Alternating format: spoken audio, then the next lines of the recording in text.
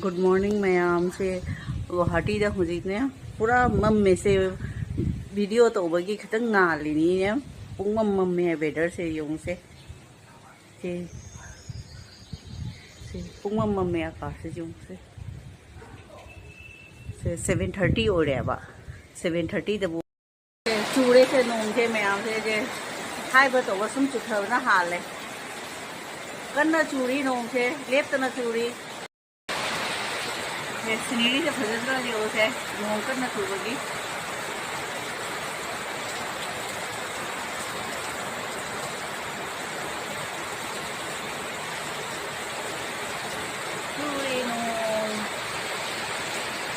ma'am share तौने तौरीसे सिसे